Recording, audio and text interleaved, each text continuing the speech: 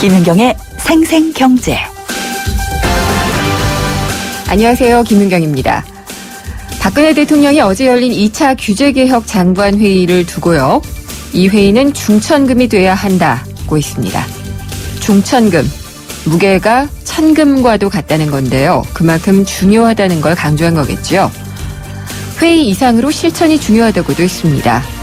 지난 봄 끝장 토론 때 얘기가 됐던 것들 가운데 아직도 해결 못한 것 적지 않다던데 불필요한 규제는 꼭 없애는 실천 필요할 겁니다. 금이 다시 장롱 속으로 숨었다고 합니다. 우리나라 금 상품 수지가 6년 만에 적자가 되는데요. 금이 장롱 속에 숨은 게 이유라고 합니다. 금값이 폭등할 때는 쏟아져 나왔던 금값이 1년 새에 36%나 떨어지니까 다시 장롱 속에 꼭꼭 숨었나 봅니다. 특전사 2명이 포로 체험 훈련 중에 숨졌습니다. 천주머니를 머리에 쓴 채 무릎을 꿇고 또 결박당한 상태에서 1시간 이상을 버티는 훈련. 숨이 막혀서 살려달라고 했지만 아무도 돕지 않았습니다. 금이야 오기야 키웠을 부모님들 마음은 어떻겠습니까? 김윤경이 뽑은 오늘의 생생 키워드, 금입니다. 민족의 대명절 한가위를 앞두고 마음이 바빠진 분들을 위해서 생생경제가 오늘은 특별히 추석과 관련된 경제 이슈를 준비했습니다. 가뜩이나 가벼워진 지갑으로 비싼 과일과 고기 같은 추석 성수품을 어떻게 하면 알뜰하게 준비할까 고민 많으시죠? 정작 미국산 소고기를 한우로 속여 파는 업소들이 적발이 되고 있다고 합니다. 명절을 앞두고 정부와 지자체가 농축산물 원산지 위반 단속에 나서고 있는데 문제는요, 단속이 아니라 솜방망이 처벌에 지나지 않고 있다는 겁니다. 3부에서 농축산물 원산지 위반 문제 짚어보도록 하겠습니다. 그리고 이번 추석에 고향 내려가시면은 친척분들과 고향 땅 한번 둘러보시는 게 어떨까요? 지난 2001년부터 정부에서 조상 땅 찾기라는 서비스를 운영을 하고 있는데요.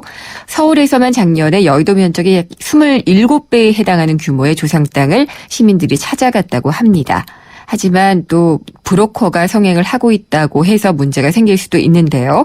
2부에서 조상 땅 찾기에 대해서 알아보도록 하겠습니다. 김윤경의 생생경제 1부 시작합니다.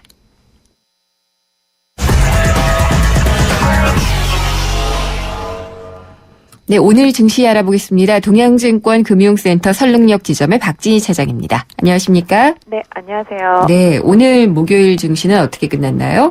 네, 오늘 거래소는 2056.26 플러스 5.06포인트로 마감을 했고요. 네. 코스닥 같은 경우는 568.90, 최근에 강세에서 조금 물러나서 마이너스 2.50포인트 하락한 가격대로 마감이 되었습니다. 네, 전체적으로 수급은, 네, 말씀하신 대로 수급은 외국인들의 현물 매수는 이어지고 있는 모습인데요. 오늘도 716억 정도 매수를 했고요. 개인만 596억 매도를 했습니다. 기관은 18억 정도 매수를 하는 모습을 보였는데요. 네. 전체적으로 기관 매수는 투신권에서 오늘 한 1,000억 정도를 매수하고 연기금이 한 270억 정도를 매수했는데요. 금융투자 쪽과 사모펀드, 은행, 보험 쪽에서 좀 매도가 많았습니다. 반면에 코스닥 같은 경우는 외국인이 224억을 매도하는 모습을 보였고요. 개인이 260억을 매수하고 기관이 20억 정도를 매수했습니다. 전체적으로 코스닥 쪽에서는 좀 외국인이 어느 정도 좀 매도하면서 이익 실현이 좀 나오는 모습이었네요. 네. 네, 요즘 증시는 어떤 재료가 이끌고 있는 건가요? 추석 연휴를 앞두고 너무 지겹게 많이 들어보셨을 것 같아요. 중국 사람들을 네. 공략하는 그런 관련주들, 그런 종목들이 시장에 거의 저희 소위 말하듯이 정말 도배했다라고 네. 보통 얘기를 하는데요. 상당히 중국인들을 향한 기대감을 많이 내포하고 있는 종목들이 시장에서 상당히 강한 모습을 이어왔습니다. 네. 근데 오늘은 좀 그런 반대 양상이 좀 나왔어요. 오늘 시장의 가장 큰 특징이라면 딱 두 가지가 있는데요. 소외주의 반란과 그동안 기세 등등했던 종목들이 오늘 약간 몰락하는 과정, 이런 네. 부분들이 있었는데, 물론 둘 다 심리적인 부분이 상당히 큽니다. 소외주들은 상당히 안 좋은 부분들이 좀 강하게 인식이 되어 있었던 부분이 있었고, 기대감을 보여주었었던 중국 관련주들은 그 기대감만큼 따라주지 못하는 실적도 있었기 때문에 네. 시장에서는 그동안 넘어갔다 이런 얘기를 하면서도 계속 가니까 이건 정말 말도 안 된다 이런 얘기까지 나올 정도였었는데, 오늘은 좀 드디어 좀 하락이 나왔는데요. 전체적으로 그동안 좀 급등했었던 화장품 관련주 좀 일부가 좀 급락하는 모습을 보여줬고요. 오늘 가장 조금 많이 하락한 종목 중에 하나가 호텔신라, 중국 관련 기대감을 상당히 많이 보여줬던 종목이었었는데, 네. 오늘 호텔 신라가 13,500원 하락한 107,500원에 마감을 했습니다. 그 면세점 때문인가요? 네, 맞습니다. 예. 면세점 관련해서 향후에 이제 관련한 좀 수익금의 한 15% 정도를 추가적으로 좀 기금으로 납부하는 네. 부분, 이런 부분들이 좀 문제화가 되면서 바람만 한 거지 아직까지 통과한 부분은 일단 좀 아닌데요. 그런 부분들 때문에 제한이 나왔다라는 이슈들 때문에 좀 많이 하락을 했습니다. 그래서 이 종목이 하락하다 보니까 다른 종목들도 같이 좀 많이 연동을 하는 모습을 보이면서 내수주들의 좀 급락이 좀 나타났고요. 반대로 오늘 삼성전자가 해외에서 갤럭시 노트 4를 네. 이제 발표를 했습니다. 이 부분이 좀 빌미가 돼서 삼성전자가 정말 모처럼 만에 120만 원대를 다시 회복하는 모습을 보여줬고요. 또한 그동안 삼성전자로 인해서 급락을 보여줬었던 삼성전기를 비롯한 코스닥에 있는 IT 부품과 플렉서블 장비 업체들이 상당히 좀 급등하는 모습이 보였습니다. 네. 노트4가 보시면 이렇게 측면에도 터치를 할 수 있게끔 화면이 가장자리가 이게 휘어져 있거든요. 네. 그러다 보니까 플렉서블 제품을 이제 세계 최초로 내놨다라는 그런 아이폰보다 좀 앞서서 내놓으면서 아이폰 새 제품 출시에 좀 참호를 끼얹은 그런 양상이어서 상당히 좀 그동안 많이 하락했었던 코스닥 부품주들이 오늘 좀 고무적인 흐름을 보여주었던 것 같습니다. 그러고 보니까 간밤에 뉴욕 증시에서 애플은 급락했던 것 같아요. 네, 말씀하신 대로 좀 왈가왈부한데요. 삼성의 신제품 때문에 애플이 급락했다라는 사람들도 있고, 그다음에 애플의 아이클라우드가 네. 해킹당하면서 이 부분으로 인한 우려감 때문에 하락했다라는 얘기들도 있는데요. 며칠 지나보면 답은 나오겠죠. 주가 흐름을 보면. 연휴 중간에 아이폰 새 제품 발표가 또 있잖아요. 9일날. 네, 맞습니다. 예. 9일날. 네. 그래서 애플 주가는 또 어떻게 될지는 모르지만 어쨌든 경쟁업체인데 하나는 급락하고 하나는 또 오르고 하니까 사실 애플이 새로 나오는 사이즈가 상당히 크잖아요. 네. 네, 화면 사이즈가 큰데 사실 과거에 스티브 잡스는 애플은 항상 그 사이즈를 유지하기를 원했었던. 그런데 애플이 그 애플만의 고유의 특성을 잃어버리면서 갤럭시를 쫓아가는 모습, 다른 사들을 쫓아가는 모습은 사실은 보기 안 좋지만 애플 쓰는 사람들도 그 부분이 상당히 불편했다는 걸 느끼는 만큼 대형화면 사이즈에 이제 소비자들이 인식이 점점 긍정적인 부분이 있었는데 오늘 노트4도 한 5.7인치 되니까 상당히 크거든요. 네. 그런 부분에서도 측면까지도 디스플레이로 활용하고 있기 때문에 상당히 시장에서는 디자인만 보고는 일단은 좀 많이 기대감이 컸던 것 같습니다. 그렇군요. 은행주들 최근에 조금 올랐더라고요. 오늘은 어땠나요? 네, 오늘은 전체적으로 은행주들은 소폭의 좀 조정이 있었습니다. 네. 그래서 전반적으로 KB금융과 하나금융 등을 비롯해서 은행주들은 좀 소폭 조정이 있었고요. 증권주들은 거의 보합권에서 움직이는 모습을 보였습니다. 그래서 전체적으로는 아까 말씀드렸던 대로 거래소는 일정 부분 소폭 반등하면서 그동안 시장에서 약세를 보여왔던 종목들이 반등하고 네. 또 반대로 코스닥 같은 경우도 그런 삼성전자랑 연관된 종목들이 반등하고 또 그동안 좀 중국 관련되었던 내수주들 그런 종목들이 상당히 오늘 좀 많이 하락을 하면서 개인 투자자분들이 추석 연휴를 앞두고 어디에 투자를 해야 될지 정말 우왕좌왕하는 그런 모습들이 오늘 더 많이 나타났던 것 같습니다. 추석 연휴 끝나고 첫 거래일에 차장님이 시황 전해주시죠? 네, 맞습니다. 네, 그날 증시 좀 괜찮아질 텐데 걱정입니다. 그렇습니다.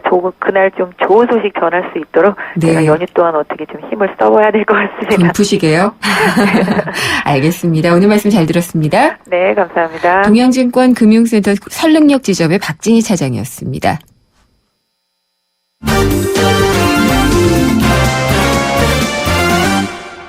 오늘의 경제뉴스 정리해보겠습니다. 한국일보 이성철 부국장입니다. 안녕하십니까? 안녕하세요. KB 중징계로 바뀌었네요. 네. 금융감독원이 오늘 KB금융지주 이명록 회장 그리고 은행 이건호 행장에 대해서 중징계 결정을 내렸습니다. 원래 두 주 전에 열렸던 그 제재심의위원회에서는 경징계 결정이 났었죠. 그랬었죠. 참고로 금융감독원의 이제 제재 절차를 보면은 여러 가지 이제 그 문제라든가 이런 것들이 접수가 되고 심의를 해서 일단 금융감독원에서 제재심의위원회라는 데다가 그 제재 안건을 상정을 합니다. 네. 물론 금융감독원에 우리는 이렇게 했으면 좋겠다라고 의견을 첨부를 해가지고 제재심의위원회에 상정을 하면은 제재심의위원회는 금융감독원 부원장이 위원장이 되고 여러 민간위원들이 참관을 합니다. 예. 그래서 거기서 이거를 심의를 해가지고 어떤 의견을 내고 그거에 대해서 금융감독원장한테 이제 일종의 권고를 하는 거죠. 구속력 있는 건 아니고요. 네. 그래서 그걸 받아들여서 이제 보통 금융감독원장이 이제 최종 결정을 하는데 특별한 경우가 아니고서는 제재심의위원회의 결정을 뒤집는 경우는 없습니다. 거부권을 행사하는 경우가 별로 없다는 거죠. 그렇죠. 네. 예, 그러니까 왜냐하면 그런 걸 하라고 만들어놓은 위원회이기 때문에 그거를 거부한다는 거는 위원회의 어떤 기능이랄까요? 네. 권한 같은 거를 어떻게 보면은 뭐 무시한다고 할 사실상 수도 있죠. 도외시하고 묵살하는 게 되기 때문에 대부분 네. 받아들이는데 이번에는 이례적으로 최수현 원장이 그 부분에 대해서 경징계 권고를 거부하고 중징계 결정을 내렸습니다. 아시는 것처럼 KB금융지주는 그 전산기 교체 문제를 놓고 은행장하고 지주사 회장이 뭐 굉장히 팽팽하게 맞서 있었죠. 서로 네. 공개적인 비난도 막 있었고요. 그리고 결국 뭐 고소 고발 사태도 있었고 여러 가지 아무튼 뭐 있었는데 제재심의위원회는 이것이 어쨌든 뭐 중징계까지 갈 사안은 아니라고 봤던 것 같습니다. 그렇기 때문에 경징계 결정을 내렸는데 지난 한 2주 동안 심사숙고를 한 끝에 금융감독원장은 경징계 사안이 아니다. 네. 이건 중징계를 해야 된다라고 해서 중징계 결정을 내렸는데 여러 가지 문제를 남기게 됐습니다. 첫 번째는 일단 문책 경고라는 게 지금 이제 지주사 회장하고 은행장한테 내려갔기 때문에 물론 이 문책 경고, 이 중징계 중에 하나인 문책 경고가 되면은 당장 옷을 벗어야 되는 건 아닙니다. 네. 하지만 연임이 기본적으로 안 되고요. 그렇죠. 향후 3년 동안 금융기관 재취업이 안 되기 때문에 사실상 금융기관 CEO로서 지금 현직은 뭐 임기 때까지는 유지해도 되지만 기본적으로 자격이 없다라고 판정을 한 거기 되거든요. 네. 그렇기 때문에 사실은 중징계 결정이 내려지면은 기왕의 금융기관장들은 임기에 관계없이 물러나는 그런 모습을 많이 보였었는데 어쨌든 은행에서 제일 중요한 자리가 지주사 회장이고 은행장인데 두 사람 다 지금 중징계 결정을 받았고 연임이 불가한 사실상 금융기관 CEO로서 자격이 없다고 금융감독원이 결정을 해버린 거기 때문에 네. 거취 문제에 당장 직면할 수밖에 없고요. 설령 현직을 유지한다 하더라도 과연 영이 제대로 서겠느냐, 은행 영업이 제대로 되겠느냐라는. 그러니까 어떻게 보면 KB는 지금 창사 이래 가장 네. 큰 위기 상황을 맞았다 이렇게 볼 수가 있겠고요. 또 하나 금융감독원 역시도 제재심의위원회의 결정을 번복을 한 것이 과연 타당하느냐. 네. 만약에 이렇게 번복할 경우라면은 굳이 제재심의위원회를 뭐하러 두느냐 이런 문제에 또 다시 직면하게 됩니다. 그러니까 제재심의위원회 제도 자체의 도입 취지 자체가 무색해지고 퇴색해졌고 그렇기 때문에 금융감독원이 심의위원회 민간위원이 참여하는 심의의 결정을 무시하고 독단적이고 자의적으로 결정을 내렸다. 네. 이런 또 비판이 나오고 있습니다. 이 사태가 어디까지 진행될지는 모르겠는데요.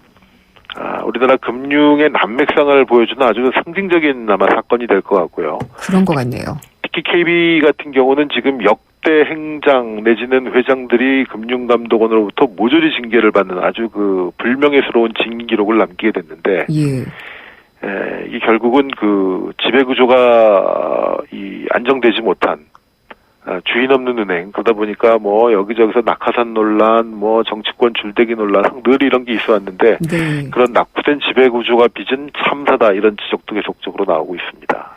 그럼에도 불구하고 이렇게 좀 강수를 둔 금감원장의 속내도 상당히 좀 궁금해지네요. 그렇죠. 예. 그렇습니다. 왜냐하면 추측할 제재심의 수밖에 사실은 없겠지만. 상당히 이거는 네. 그 심의위원회의 결정 자체를 묵살한 거기 때문에 네. 금융감독원장도 굉장히 부담스럽고 논란에 휩싸일 수밖에 없는 그러니까요. 네. 예. 아마 조금 더 얘기가 있을지 어떨지는 모르겠지만, 하여튼 KB 금융사태, 말씀하신 대로 정말 우리 금융업계에서 처하고 있는 난맥상을 그대로 좀 보여준 사례였던 네. 것 같습니다. 게다가 또 이 최경환 경제부총리가 금융권의 보신에 대한 또 질타를 했군요. 네. 지난번에 이제 박근혜 대통령도 금융권 보신주의 문제를 지적을 했고요. 오늘 최경환 부총리가 금융협회장들하고 그 간담회를 가지면서 금융권 보신주의를 강하게 질타를 했습니다. 금융권 보신주의라는 건 쉽게 말하면 이런 겁니다. 금융기관들이 몸만 사리고 기업들한테 대출을 잘 안 해준다. 네. 특히 뭐 이제 창조 경제와 관련돼서 중소기업, 벤처기업들한테 은행들이 좀 돈을 팍팍 밀어줘야 되는데 아무래도 그런 기업들은 담보력도 취약하고 기술력도 불확실하고 그러다 보니까 금융기관들이 대출을 잘 안 해주는 경향이 있단 말입니다. 결국 이것이 보신주의 아니겠느냐. 네. 좀 과감하게 대출을 해서 중소기업도 살고 벤처기업도 살고 IT기업도 살고 뭐 해야 된다라는 그런 취지인데 금융권에서 사실 이 부분에 대한 반발이 굉장히 많습니다. 금융기관이라는 데가 기본적으로 이제 위험을 관리하는 곳인데, 네. 물론, 어려운 기업들 또, 현재의 가치가 아니라 미래 가치를 보고 좀 금융기관들이 지원해주는 것이 바람직하다는 건 교과서적으로는 맞는 얘기지만, 그렇게 됐을 때 과연 생기는 부실, 이런 것들은 과연 그렇다면 누가 책임을 지겠느냐, 이런 문제가 나오기 때문에 정부가 몰아붙이기식으로 이 보신주의 타파를 주장하는 것, 네. 그런 거에 대해서도 금융권에서는 상당히 지금 불만과 우려의 목소리가 또 있는 것도 사실입니다. 그래서 어떤 분이 그렇게 얘기하시더라고요. 어제 이제 금융노조 파업과 관련한 인터뷰를 했는데, 네. 일단 뭐 힘들다고 다 인원 자르고 이렇게 하는 것보다는, 이런 위험 회피할 수 있는 어떤 그 해지 장치, 이런 것도 사실 금융상품 개발로 가능하잖아요.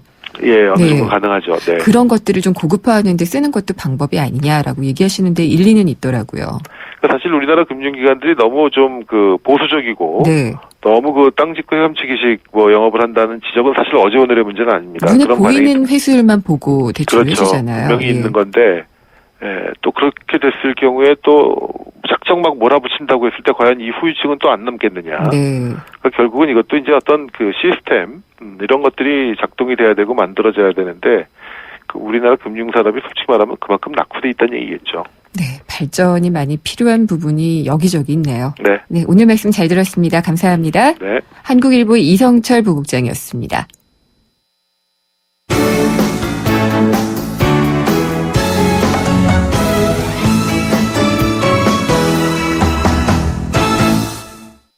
생생경제 일부 함께 하셨습니다. 혹시 조상 땅 찾기라는 서비스 알고 계신가요? 이 국토정보 시스템에 등재가 되는 전국의 토지 대장을 조회를 해서요. 사망을 한 조상 명의의 땅이 있는지 없는지 확인을 해주는 서비스인데 지난해 말 서울시에서는 여의도 면적의 약 27배에 해당하는 조상 땅을 찾았다고 합니다. 이 제도가 시행된 2001년 이래 최대 인원이 땅을 찾았다고 하는데 이러다 보니까 또 이 돈을 노리고 브로커들이 횡행을 하고 있다고 합니다. 그래서 조상 땅을 찾아도 피해를 보는 그런 경우도 생기고 있다고 하는데요. 생생경제 2부에서는 조상 땅 찾기 서비스가 무엇인지 한번 자세히 알아보도록 하겠습니다. 잠시 후 2부에서 뵙겠습니다.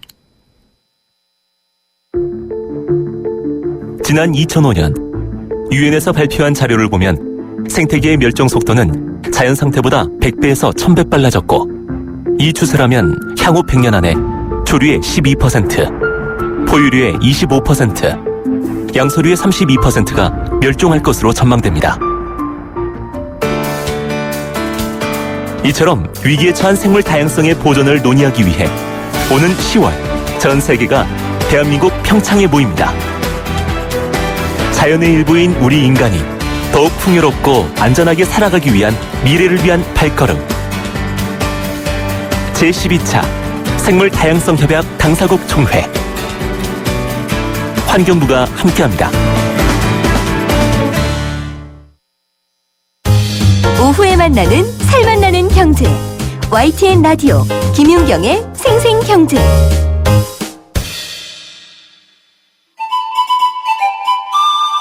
어머머, 진짜 경제는 장바구니 안에 있지. 발로 뛰는 생생경제가 찾은 구석구석 경제 현장. 장바구니 생생경제. 볼펜 800원이요. 딱지 같은 거나 조금 좀 찾을까? 요즘엔 나가는 게 별로 없어서. 광학에는 매출이 완전 올 스톱이고, 계약했으니까 조금 이제 몇 가지 나가는 거 그것뿐이 없습니다. 문구는 사양 산업이에요, 완전히. 방학 때는 매출이 하나도 없습니다. 대형마트에서 많이 준비를 하기 때문에 학교 앞 조그만 소문구점은 별 매출이 없습니다. 계약해서 찾는 것이 노트나 실내화 그 정도.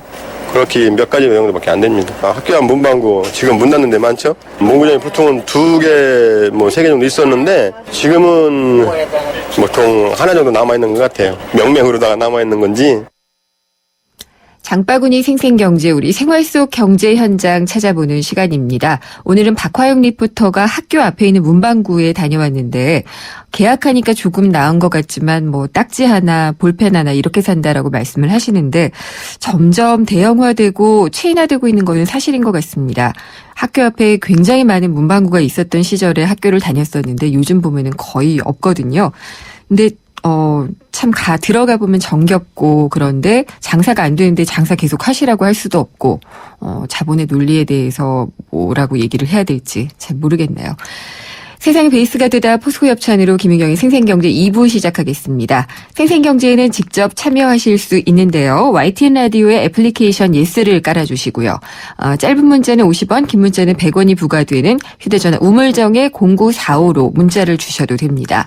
또 트위터는 YTN_이코노미고요. 웹사이트 김윤경의 생생경제로도 보내주십시오. 여러분의 많은 의견 기다리겠습니다.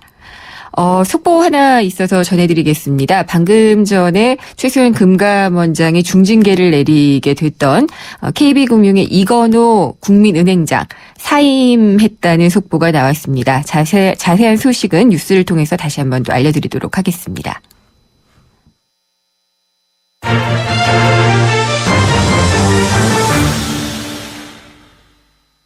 김윤경의 생생경제. 추석을 앞두고 바빠지는 곳 많습니다. 여러 곳이 많은데 그중에 구청도 바빠진다고 하네요. 왜냐면요. 조상 땅 찾기를 신청하려는 사람들이 이때 많이 찾아오기 때문이라고 합니다. 조상 땅 찾기, 말만 들어도 어쩐지 이게 없다가 생기면 복권 같다는 생각이 들잖아요. 그래서 제2의 복권이다 이런 말만 듣고 브로커에게 피해를 보는 분들도 적지가 않다고 하는데요. 김선근 변호사와 전화 연결을 해서 조상 땅 찾기와 관련한 자세한 얘기를 한번 나눠보도록 하겠습니다. 변호사님 안녕하십니까? 예, 안녕하세요. 김선근 변호사입니다. 네, 반갑습니다. 조상 땅 찾기요. 이게 어떤 거죠? 모르는 분들도 많은 것 같은데 간단히 좀 설명 좀 해주세요. 예, 간단히 말씀드리면 조상님 명의로 된 땅이 있는지 네. 또 있더라도 그 지번을 몰라서 못 찾거든요. 예. 그런 땅을 찾는 것입니다. 네. 근데 조상이 갖고 있던 땅이 그러면은 누구에게 소속이 되어 있는지를 모르고 있었던 걸 알아낸다는 그런 것 같은데요. 예, 예. 이 어떻게 알아낼 수 있는 거예요? 지금은 기본적으로는 시군청 조상 땅 찾기 서비스 조회를 하시면 되고요. 네. 예, 그러면 현재 등기부나 대장에 나오는 땅은 전부 그 지번을 확인할 수 있습니다. 네. 근데 다만 이제 문제는 현재 등기부나 대장에도 조상님의 명의가 없는 경우에 네. 과령 과거 조상님 땅이었다 하더라도 현재는 무단으로 제3자 명의로 이전되었던 땅도 흔히 있고요. 네. 또 애당초 소유자 등록을 하지 않은 땅도 현재도 남아 있습니다. 그런 땅들은 지자체 조상 땅 찾기 서비스로는 찾을 수가 없습니다. 네. 예. 그렇게 되면은 어떻게 또 찾아야지 되는가가 궁금하네요. 예, 그럴 경우에는 통상적으로는 우리나라 최초 등기부라고 할 수 있는 게 토지 등기부나 임야조사서인데요. 네. 예, 그런 서류들을 열람해 보시거나 아니면 과거 이미 폐쇄된 구토지대장이 있습니다. 네. 구토지대장을 일일이 열람 확인해 보셔서 거기에 조상님 명의가 있는지 없는지 확인해 봐야 됩니다. 네. 예, 근데 예. 이게 조상님 땅이라고 하면은요. 예. 어느 시절까지 돌아가서 조상님인가요? 지금까지 과거로 그 흔적을 찾을 수 있는 것이 일제강점기에 작성된, 그러니까 1910년대에 작성된 그 임야조사서, 네. 토지조사부, 그게 가장 과거로까지 올라갈 수 있는 최초 서류들입니다. 1910년대. 예. 그러면은 이제 내 조상에게 땅이 있다 없다 이것 자체도 모르고 있는 분들이 많잖아요. 그러니까 예. 이런 찾기 서비스가 있다는 것도 그래서 모르고요. 예. 그런 분들은 그러면은 어떻게 되나요?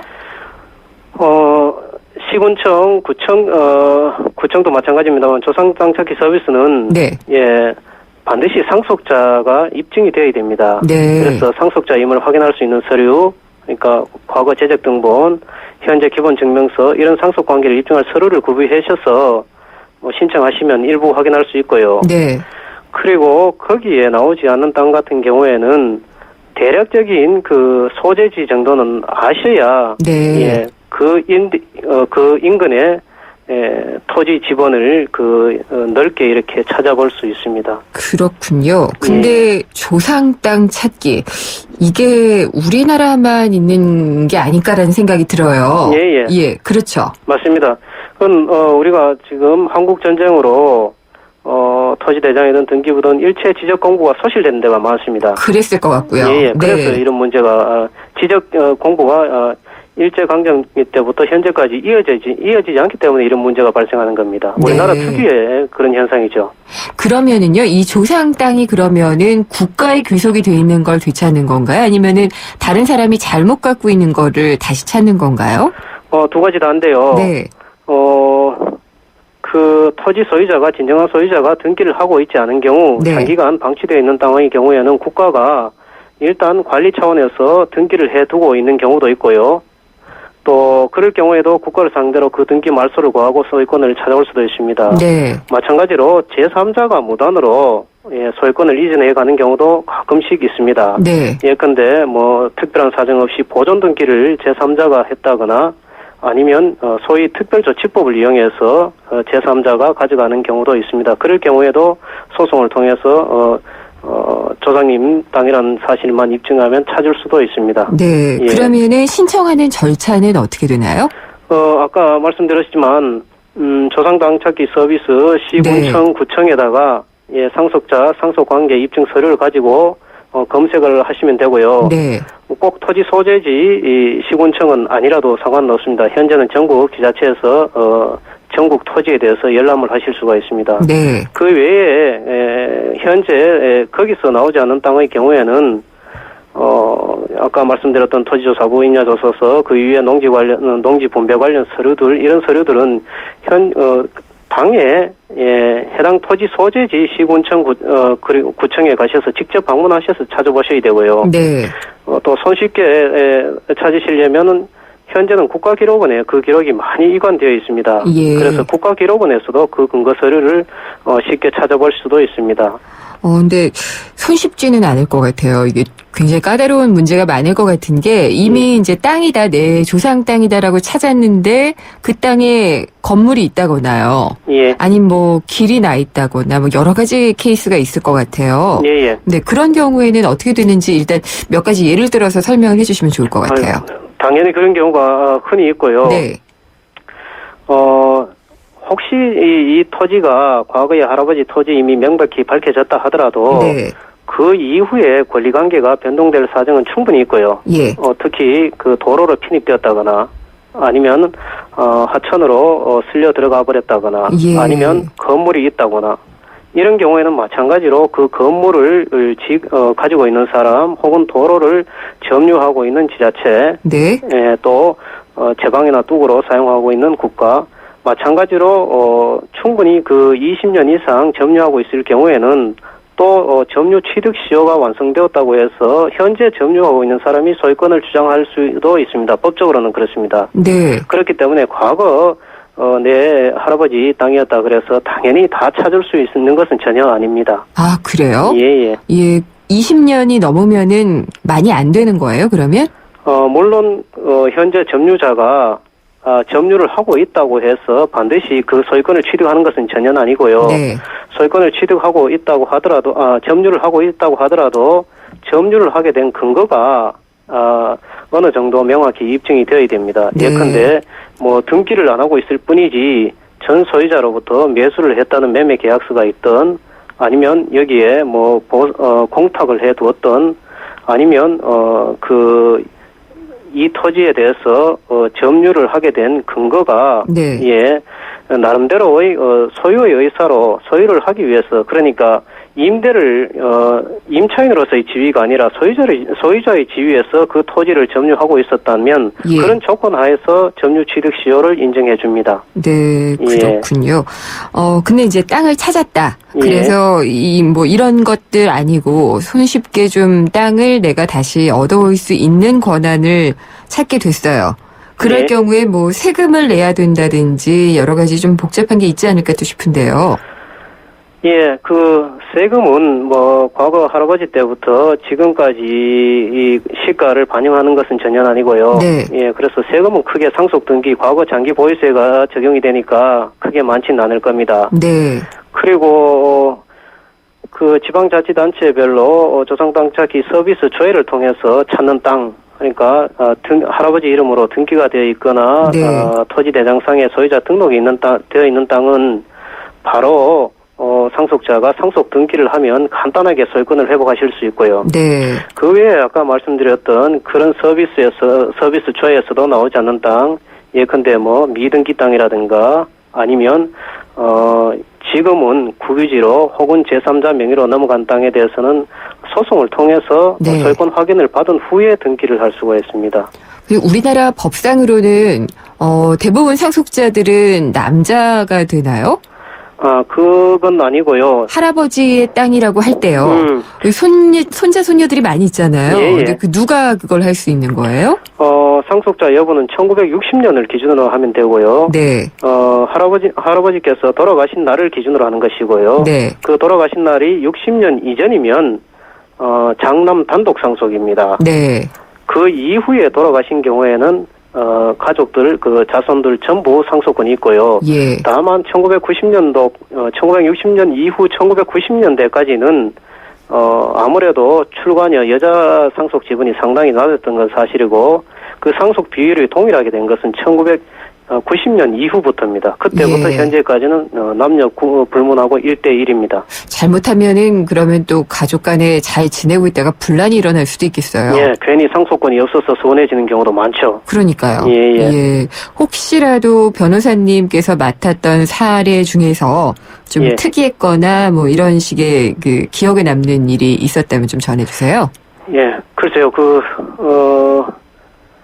아무래도 제가 지금 기억에 남는 건, 독립운동 하셨던 분들. 네. 그 후손들 땅을 찾은 게 가장 기억에 남습니다. 보람이 예. 있었습니다. 예. 네. 그 외에도 뭐, 아까 말씀드렸던 하천으로 떠내려간 땅이라든가, 도로로 들어간 땅이라든가, 그런 땅들 찾아서 보상받은 것들도 뭐 기억에 남고요. 하천이나 길로 된 경우에 이제 지자체를 상대로 소송을 내서 승소를 하게 된 그런 경우였겠네요. 예, 소유권을 확인받은 후에 사용료를 청구하든가, 네. 수용 보상금을 청구하든가 그런 방식입니다. 많이들 좀 보상을 받으셨어요? 예, 많이 받았습니다. 예. 네. 그리고 브로커들이 많이 접근을 한다고 들었어요. 예. 이렇게 조상 땅 찾기 이런 게 있다. 예. 이러면은 모르고 있다가도 그냥 함부로 덤볐다가 오히려 낭패를 보는 경우도 있지 않을까 싶은데요. 예, 맞습니다. 조상 땅 찾기가 말만큼 쉽지가 않고요. 예, 무엇보다도 그 과거 지적 공부상에 할아버지 이름이 있다고 해서 네. 바로 소송을 할 수도 없는 것이고 바로 찾을 수 있는 것은 전혀 아닙니다. 과거 할아버지 땅이었다 하더라도 그동안 앞서 제가 말씀드렸습니다마는 수십 년 지나면서 네. 소유권이 변동될 가능성이 얼마든지 있고요. 그래서 실제로 1950년 전으로 농지 개혁을 했거든요. 네. 그래서 그 기간 동안에 상당 부분 농지를 분배하기도 했습니다. 예, 그런 적법 절차에 의해서 소유권이 변동된 경우도 흔하게 많기 때문에 네.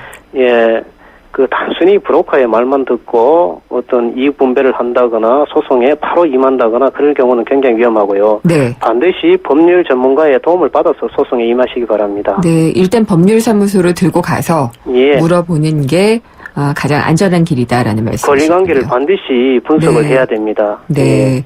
알겠습니다. 오늘 말씀 잘 들었습니다. 감사합니다. 예, 고맙습니다. 김선근 변호사와 함께 조상 땅 찾기에 대한 이야기를 좀 나눠봤습니다.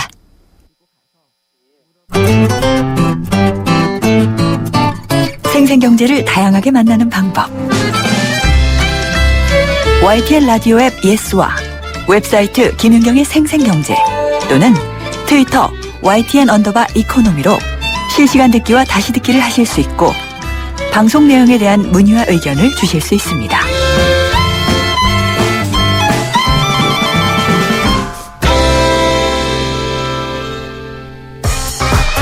경제의 새로운 트렌드, 빅데이터 경제지도. 숫자로 보는 신기한 세상 빅데이터 경제 시간입니다. 다음 소프트 최재현 이사님 나오셨습니다. 안녕하십니까? 네, 안녕하세요. 지난주에 이어서 여행 얘기를 더 해보자고 하셨잖아요. 네. 지난주 내용을 잠깐 좀 되돌이켜서 생각을 해보면은 보는 여행보다는 먹는 여행으로 가고 있고 해외보다는 국내로 가고 있다 이런 얘기를 해주셨거든요. 네.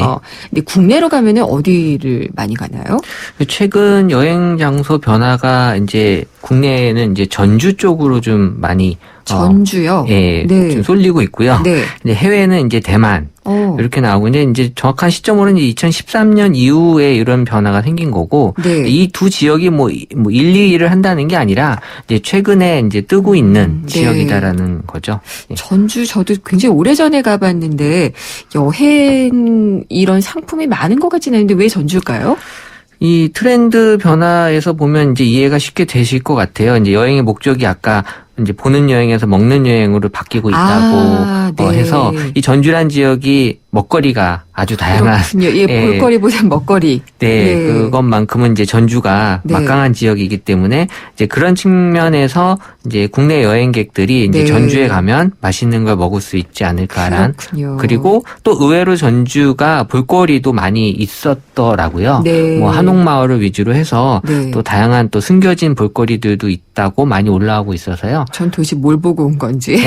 그 두 가지 측면에서 이제 전주 지역이 국내 여행으로 많이 관심이 올라오고 있습니다. 그렇군요. 전주 특이하네요. 네. 해외여행은 왜 대만인가요? 이게 참 정말 신기한 게 다 이유가 있어서 저도 참 분석하면서 네. 재밌었는데 대만은 이제 그 우리 방송의 네. TVN의 예능 프로죠. 꽃보다 할배에서 2013년 그렇군요. 7월부터 10월까지 네. 이제 인기를 끌면서 네. 이 대만이 여행의 인기가 올라왔는데 네. 그 전에 이제 동일 방송에서 이제 꽃보다 누나로 이제 유럽 크로아티아가 네. 인기가 있었지만 유럽도 갔잖아요. 스페인. 네. 네. 뭐 사실 현실적으로 이제 우리가 간다고 했을 때는 유럽보다는 이제 대만이 이왕 더 갈 수 있는 여건이 네. 좋다 보니까 직접 가는 쪽으로 대만을 많이 또 찾으신 것 같아요. 비용이나 그렇군요. 시간이나. 네. 아니 이게 상당한 영향을 미치고 있군요. 방송의 영향이 크다는 거죠. 그만큼. 네. 여행에 그러면은 가장 언급되는 그런 대상도 있을 것 같은데요. 이 여행의 언급 대상은 동반자라고 이제 볼 수 있을 텐데요. 네.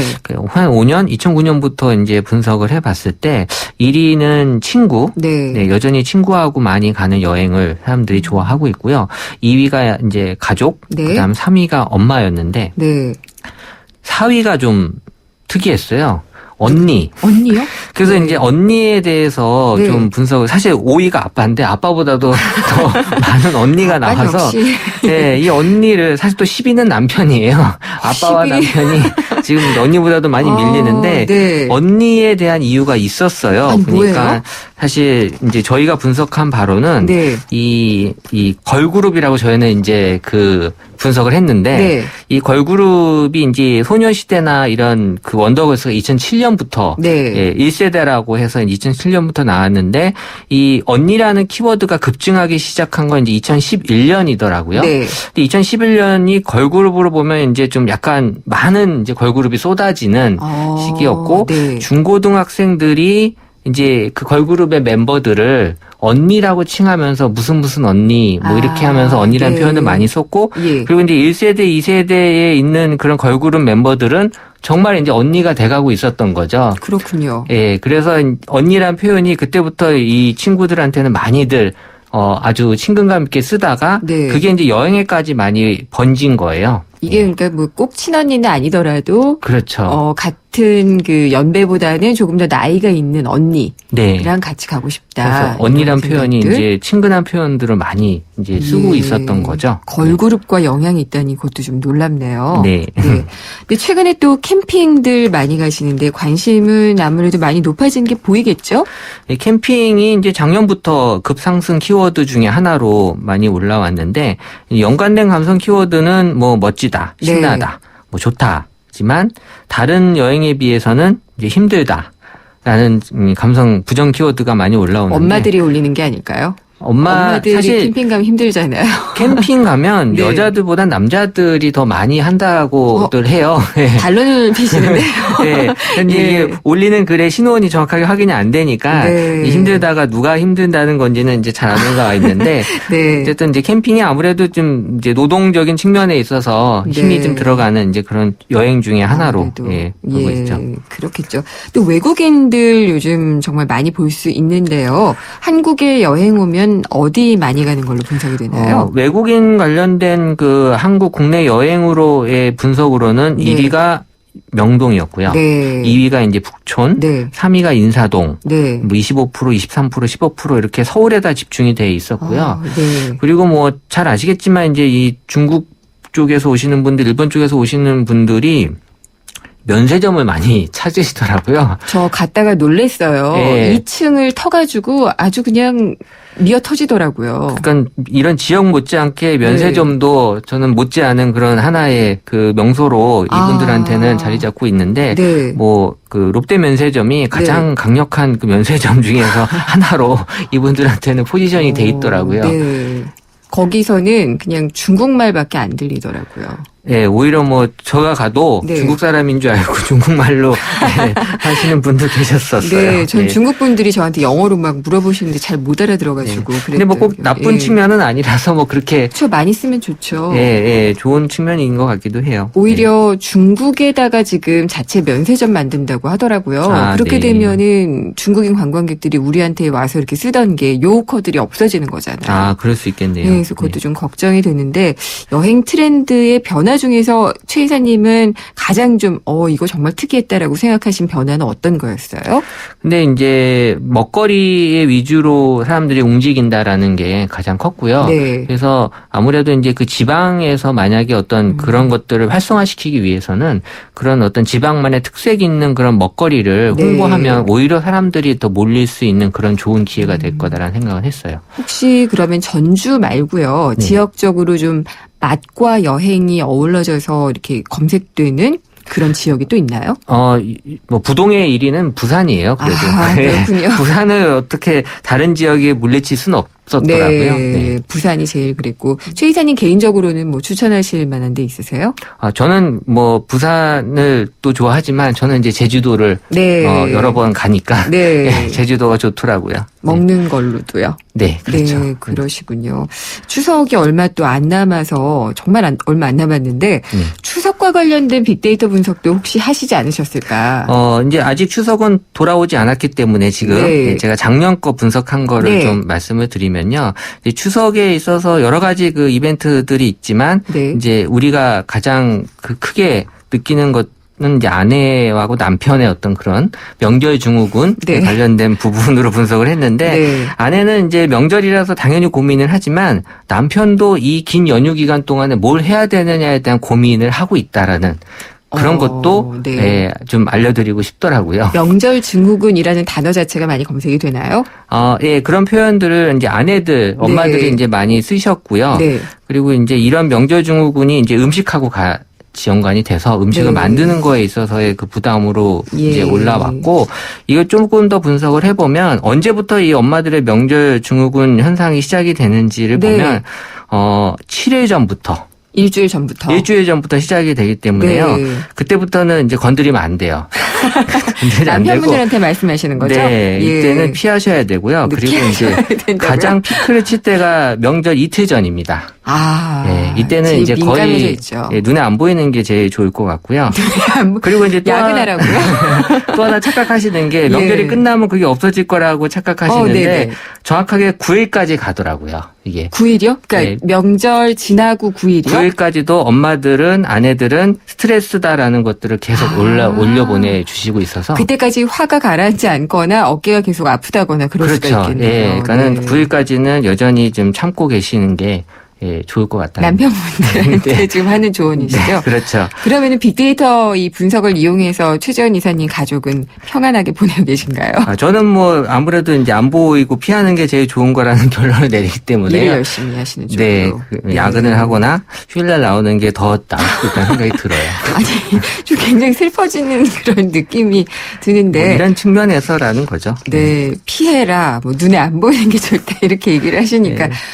예, 그런데. 근데 뭐 사회 현상으로 이제 네. 명절이 지난 후에 명품 그런 지출이 많이 높아지고 그래요? 또 그리고 예. 그 호텔 패키지가 많이 네. 이제 가족들에게 그 팔리고 있다는 그런 결과가 있거든요. 작년에 그런 마케팅 많이 봤던 것 같아요. 네, 네. 그래서 만약에 마케팅을 한다면 그런 쪽으로 명절 지나서 연휴 지나서 하면 네. 훨씬 효과가 그러니까 남편분들 메일한테 남자 메일한테 이제 그런 것들을 보내주면 그렇죠. 예. 분명히 아마 그런 것들에 대한 효과는 있을 거예요. 다음 소프트에서 간 큰 남편분들을 이렇게 소스를 뽑아주셔서 마케팅 업체에 넘겨주시면 될 것 같아요. 좋은 방법이네요. 네, 오늘 말씀 잘 들었습니다. 추석 잘 보내시고요. 네, 감사합니다. 다음 소프트 최재원 이사였습니다.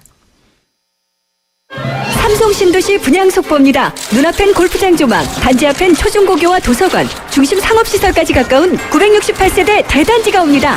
상위 40개 건설사 중 부채 비율이 두 번째로 낮다는 그 동일이죠? 삼성이 아껴둔 중소형 대단지, 고양 삼성 7블럭, 동일 스위트 1차. 문의 02381-7373. 네, 추석 얘기 아무래도 많이 하게 되는데요. 추석 앞두고 수입 소고기를 한우로 둔갑해서 파는 업체들이 적발이 되고 있습니다. 맨날 적발이 될까요? 지난달부터 정부와 지방자치단체가 합동으로 단속을 하고 있는데 쌀, 김치, 농산물, 소고기, 돼지고기 좀처럼 이런 그 둔갑해서 파는 업체들이 안 없어지고 있다고 합니다. 제수용품 준비하는 소비자들은 불안할 수밖에 없는데 이 농축산물 원산지를 속이고 있는 것에 대한 문제점 3부에서 자세히 짚어보도록 하겠습니다. 저는 4시 뉴스 듣고 3부에서 뵙겠습니다.